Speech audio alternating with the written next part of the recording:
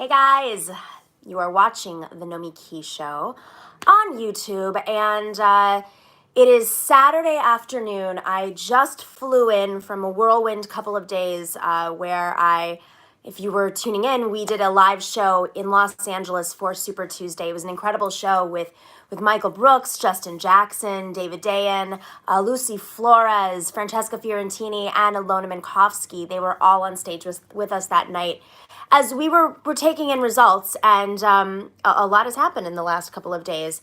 From Los Angeles, I ended up heading to Washington, D.C., and sort of spontaneously, I had to fly to Detroit, where I just flew in from. So here I am in my apartment after a whirlwind couple of days, and there's just a lot to process. So I'm sorry if I haven't been as engaged on here in the last week, but things are moving quite quickly. So I wanted to just loop back and talk about what we are facing right now as a movement. And there's quite a few points that I want to reiterate, and I think one of the most important points, that bearing the lead here, is that if we want to beat Trump, I mean, this shouldn't be rocket science, but unfortunately we have to say this. If we want to beat Trump, and if we want to win back the areas of the country that we lost in 2016, if you remember, working people did not show up at the rates that they needed to, right? They didn't show up in the numbers they needed to under the Democratic Party's leadership of Hillary Clinton in 2016, and some people who had voted for Obama in the Rust Belt did vote for Trump. I don't think the numbers are as large as people think. I think it was more about working class staying home, and it was diverse working class. It was not just the white working class. It was something that I think structurally we have to assess in the Democratic Party, which is if you're not talking about solutions to people's economic problems, they're not going to be as mobilized at the polls. And in Pennsylvania, where I was covering on election night in 2016, I came in from Philadelphia, and we were really surprised. We were really surprised that the lines weren't as long as they said they were going to be at polling sites that they expected to have record turnout in 2016. So if we don't want to fall into the same situation, if we actually do, as Democrats, want to win the election against Donald Trump, we obviously need to talk about issues that relate to working people. Now, in 2016, Donald Trump could fake it and say that he was there for working people, but we know very well through the last 4 years of his presidency, almost 4 years, that he has been constantly doing everything he can to reduce the livability for working people in America. He's brought in people into his administration that have aggressively attacked unions, that have cut workers' benefits and workers' hours, that are huge fans of these big trade deals, and were part of the architecture of the trade deals. That's just on Donald Trump's side. Of course, Bernie Sanders has had more union endorsements than all of the Democratic candidates combined. The Democratic candidates that we had. Bernie Sanders has had a long record is his, for years, 30, 40 years, I guess, of being on the side of labor, whether it was as an activist or as an elected official. And Joe Biden, I think, initially was the establishment's solution, because they thought, he's working class Joe Biden. He's somebody who can speak to everyday people. He grew up in Scranton, Ohio. And I think this illusion of Joe Biden being for the working man has, in many respects, transcended to many Democratic voters. Clearly, it's not hitting those under 50. He's not doing well with not even younger voters. He's not doing well with voters that are like Gen X and below, which says a lot about the Democratic Party, right? But, I think it's key for Bernie Sanders to do well in Michigan and to do well in the Rust Belt, because it's not just that he should be solidifying the votes that he had last time around, but it's that his message is the most truthful. Once you start to talk about, and I really wish there was a debate with Joe Biden before Michigan, because it would be made very, very clear that Joe Biden is one of the architects of NAFTA, that he fought for TPP, that he voted for these trade deals, going back to the early 80s.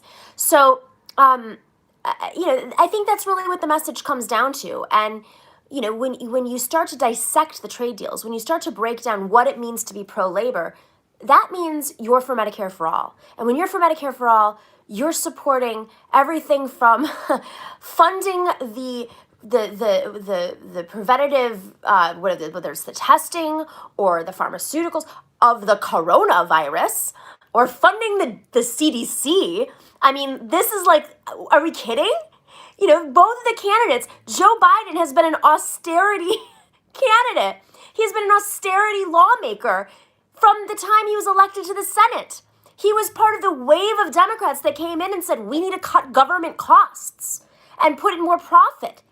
That is not going to save us, and we know very well where Donald Trump is. So if we actually want to deal with a major health crisis, maybe we should side with a candidate that actually believes in funding prevention, that believes that healthcare and disease prevention shouldn't just be for those who can afford it, because this is something that is not going to cross. I mean, if you go into your gated community, it doesn't mean you're not going to be able to get coronavirus. No amount of money is going to insulate you from the coronavirus. So, number one, when you talk about labor, you're essentially also fighting back against austerity, something that has hurt working people, but it's really hurt societies, and that's really where the 1% of the 1% profit. I mean, the people who profit the most off of climate change, the people who profit most off of epidemics and pandemics, those are really disgusting human beings, and it's not good for society. And we know that there are people like that exist in the world. And I think that Bernie Sanders needs to make it very clear that he is the one candidate in this entire race that believes in setting up the government infrastructure to be able to protect Americans right now as we are trying to deal with this potential coronavirus that is spreading rapidly. Okay, so that's number one. Number two, when you're fighting for labor issues, labor, back to Medicare for All. Medicare for All is a labor issue. Medicare for All is extremely popular beyond labor in America, right? But it's also a feminist issue. And I say this because I know so many of my friends are who were in the Warren camp are thinking about what to do now, and so many of you so far have come out and said that you're supporting Bernie Sanders, and I think that's fantastic, and I hope that Elizabeth Warren does as well. But I worry that Joe Biden might want to create a buffer because his track record when it comes to any sorts of issues with women, whether it's Anita Hill, if you go back to that with the Clarence Thomas hearings with Anita Hill, or just the Hyde Amendment, or just in general being pro-choice. I mean, he has been very weak when it comes to direct issues that are related to women. But in particular, if you want to talk about reproductive justice, Medicare for All is the best insurance policy. It is the best way to protect people's rights and not leave it just to the states, because Medicare for All would be covering, if you make it in that bill, right, it is in the bill, to protect a woman's right to choose and the justice that's on the ground. The other aspect, actually, speaking of that, because I think this goes to the electability argument, I'm going all over the place right now, but I have a lot to say. They're saying, well, Bernie's not electable. Bernie's not electable. Okay, number one, let's just start with the fact that Joe Biden had a weak group of voters that flipped to him in 2 days. Those are not people who are running around saying, oh, Joe Biden, he's the man for months and months. These are people who made a decision in the last moments, thought about it, might be convinced otherwise because they maybe just want to support the Democrat that can beat Donald Trump. And I think that's where it's on Bernie Sanders to say, I am the Democrat who can beat Donald Trump. I am the person who's going to lead this party into the future, but I also am the person who has an opposite message to Trump that wins back the working class. And this is the key issue. Bernie Sanders is the only candidate in this race who has a movement to defeat Donald Trump's movement on the ground. The movement that he's been able to mobilize his right-wing movement and match it with the right-wing infrastructure of the Republican Party. I do not believe that Joe Biden will suddenly overnight have a movement if you were to win the nomination. And you'd be in a worse situation than you were in 2016. Because not only would you not have working people showing up, you'd have young people and newly registered voters frustrated and angry because they felt like their needs were not being heard. So you need a candidate who can not only bring in the Democratic Party, which I believe that Bernie Sanders can, even the establishment. I don't think the establishment that's been campaigning against Donald Trump for the last 4 years is suddenly going to support Donald Trump. Maybe a few of them, but let's not forget they're a very small group. They're very influential, but they're a very small group. Bernie Sanders will have a movement on the ground in every single community, and that's what gets me to the electability argument. If we want to win down seat, like if we want to get the Senate, more Senate seats, if we want to get, win back the Senate, of course, more congressional seats, legislative seats. Don't forget, we lost 1,200 seats under Obama. If we want to win city council seats and DA seats, if we want more Democrats in those communities where Republicans have controlled, the areas where they've been redistricted, the areas where, Republican legislatures have been fighting and taking on women's rights and reproductive rights, then we want a candidate who can mobilize people in every single community. Because right now, the Democratic Party does not have that infrastructure. They don't. You want to get people to the polls. You want to get people to vote for someone who excites them. You want to get people who say, I'm voting for Bernie Sanders, but I'm also going to vote for all the other Democratic people who are running right now so we can win back the Senate, so we can win back our legislatures, so I can actually exercise my right to choose in a state like Arizona or Texas. So people in Texas don't have to suddenly be reading school books that are talking about evolution. Challenging evolution. This is the world that we're living in right now. The Republicans have been so sophisticated for the last 35 years in understanding the demographic changes that were coming that they targeted areas of the country with Koch brother money to win these legislatures and to redistrict so that the legislatures would be more friendly to Republicans. And the Democrats didn't do that because the Democrats were too busy making money off of presidential campaigns. And I think a lot of folks in the Democratic Party realized there was a lot of money to be made being anti-Republican. And as long as you're anti-Republican, you could have cover for being kind of conservative. So this is why I think the next thing that Bernie needs to be talking about ad nauseum and really link it to labor and link it to economics is what it means to be a feminist today. I'm on the board of this organization called Matriarch, and we are a new organization, and we're very excited because we have this 2020 class that's amazing, and we're going to announce a few more endorsements in the coming days. But one of our key tenets is talking about feminism through the frame of economic justice, because we believe that it's intersectional, that if you want to empower more women of color, immigrants, if you want to have housing justice, they're all intersecting with a woman's ability to have economic prosperity. And I don't mean prosperity like the Republican line, but be able to live, to have a living, if you, in New York, I'll use an example right now when you talk about housing justice. Up until really this year, because we just had the legislative changes here, up until this year, you would have to qualify to be able to apply to an apartment. And you had to make in some neighborhoods 60 times the monthly rent, or in some neighborhoods even like 100 times the monthly rent. And the monthly rent, of course, keeps going up. So you found people in situations where, they're living with multiple people in a house, or they're living further out from the city where they're working, and the commute was long and the commute was hard. And of course, if you know anything about the New York City subway system, it's been under austerity for the last 30 years. So it's extremely unpredictable. And if you're late to work, you might lose your wages. You might lose your job. And so everything compounds. And not to mention that wages are down.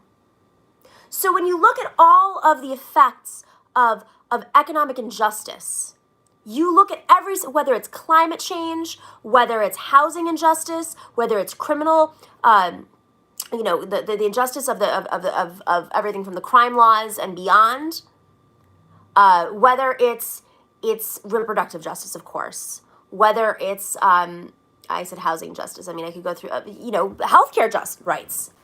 When you see every single issue that Bernie's fighting for, you'll see that on the front lines are women, and in particular, undocumented women, immigrant women, and women of color. Somebody asked where I'm from. I'm wearing my Astoria shirt. I live in Astoria, Astoria, New York. So, we have to look at Bernie's plans. I mean, Bernie has always been about economic justice. And it's intersectional because economic justice, it transcends to every single demographic, maybe not the 1%, but it transcends to every single demographic, every single working person. And so if we want to bring over our friends who are feminists and who despise Joe Biden because Joe Biden's record on economic issues is horrific, on all labor issues, and of course the trade deals is horrific, on climate is horrific, on criminal justice is horrific, on choice is horrific. He is really probably one of the most right-wing Democrats that we've had in power in a long time. And so I challenge anybody who says this is somebody who can defeat Donald Trump. We're seeing how he performs, right? That he can't give a speech for longer than 7 minutes, and Bernie Sanders is running around last night he spoke, I was in Detroit, he spoke, 45 minutes, half hour, and that's normal. That is normal. So if you want to compete against Donald Trump, the madman, where your instincts have to be on fire, and you have to have a message that's different than Donald Trump, that appeals to working people, because Donald Trump lies. He lies and promises, but Bernie Sanders has the receipts. Bernie Sanders has the actual record that Donald Trump doesn't have and didn't have in 2016. And Donald Trump can't throw that at Bernie Sanders. He can't say Bernie is bad on trade because Bernie has been perfect on trade. And those are the votes that matter. But we need women. We also need women.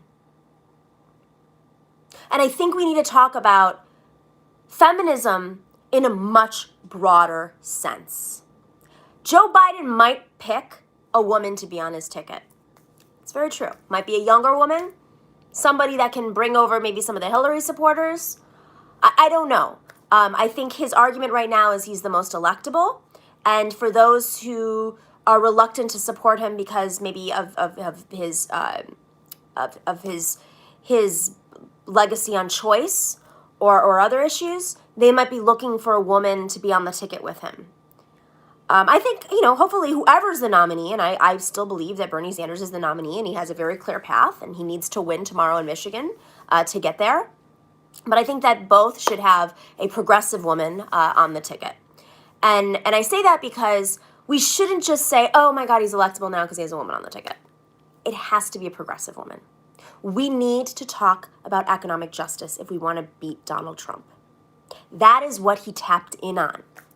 That is what he exposed, the Democratic Party not being able to talk to working people, the Democratic Party backing up lobbyists. And I think it's very overt at this point that the reason why we don't prioritize these issues is because we do have lobbyists in the party. We do have big dollar donors who continue to fund candidates like Joe Biden, who essentially astroturfed the last, week of the election. And I say that because he didn't have campaign offices in some of these states. He didn't visit many of these states. He relied on some voters that just, were on the fence and just wanted to defeat Donald Trump. And then once he got some endorsements, people thought, and the media thought, oh, this is the guy who can beat Donald Trump. But nothing says that. He doesn't have a different message. He doesn't have he doesn't even have a base. He doesn't have a solid base. He doesn't have an enthusiastic base. He doesn't have a movement. And he can't stand on stage for more than 7 minutes. Who are we kidding? And he might be able to pick a woman who's younger, but I don't think that's going to win the election. And that is why I think we have to message that Bernie Sanders has the movement. He has a working class movement. He's talking about working people's issues. He's been 100% right on the issues of trade. And when we talk about labor, we cannot forget the women that have been on the front lines of the labor fight. Whether it's domestic workers, nurses, flight attendants, you look at the teachers, the list of people in labor where the majority are women. They're the ones fighting for a living wage. I called for a $30 in New York because New York is very expensive, but $15, we should not be debating $15 at this point. This is ridiculous. We should not be debating health care for all at this point. We should not be debating whether or not to fully fund the CDC. Austerity should not be on the table in a Democratic Party primary in 2020. So, if you know people on the fence, if your parents in particular or your grandparents, okay, talk to them. Bring up FDR and say, the New Deal is what we need to transform this country at this point. Too many young people are burdened by student loan debt. Too many people are losing their homes. The cost of living is higher than it's been ever.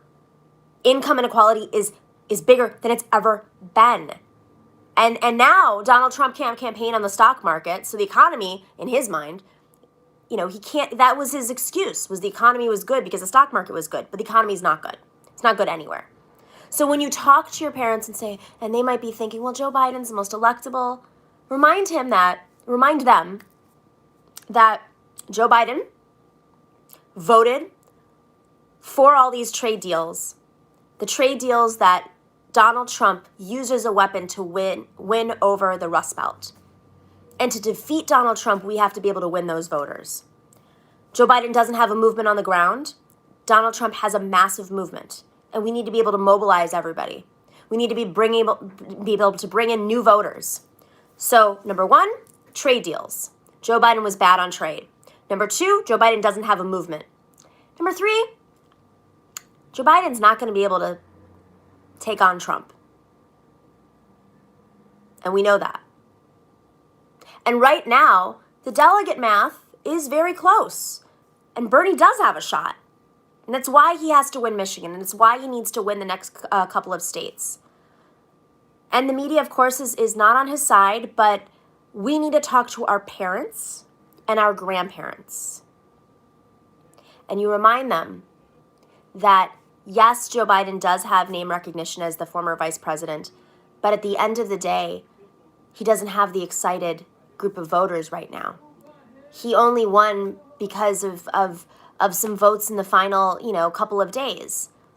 But he doesn't have the record and he doesn't have the platform that in opposition to Trump will win. Trump will crush his record, and we know that. And then for the women who are hoping that maybe there's a woman on Biden's ticket to make it to make it easier for them to vote for him or support him, I just don't see that as a, this is the reality here, okay? Very rarely does a vice presidential pick impact, a geographic region. Sometimes it will send a message to a group of voters that they're open to talking with them, and that might be it for women. But I would want to remind everybody that Bernie Sanders has 100% rating when it comes to choice, which is an important issue for a lot of women. But beyond that, if we want to empower women, we need to make sure that they have health care. We need to make sure that they're not drowning in debt. We need to make sure that women, because women do hold a majority of student loan debt, we need to make sure that women aren't on the front lines when it comes to climate change. We need to make sure that criminal justice isn't continuing to put too many women in single-parent households. The majority of women, public housing in New York, true story, majority of public housing in New York is led by single female households. It's insane. We have to talk about these issues. And no one is bringing them up but Bernie. Okay. On that note, we have a new show going up on Monday, so stay tuned. It is with George Katrougalos, who was the foreign minister of Greece. Really interesting. He's going to be talking about the Syriza party and how they won and then lost. They're the left-leaning party in coalition in Greece, and they held government under austerity as the Germans and the EU were putting them under austerity, if you recall. So he's going to talk a little bit about that. And then Thomas Frank, he is the author of Listen Liberal, What's the Matter with Kansas? He's got a new book coming out pretty soon. We have a really great conversation. So that's going to be out this week. I'm going to be doing a few more interviews this week. We're going to break up some of the segments from the live show on Tuesday, Super Tuesday, so you get to get pieces of that. And if you're not a patron, please go to patreon.com/The Nomiki Show. So I can go to in studio. I can have a home studio maybe. So when I can't run to Brooklyn, which is an hour-ish away from my house, where the studio is.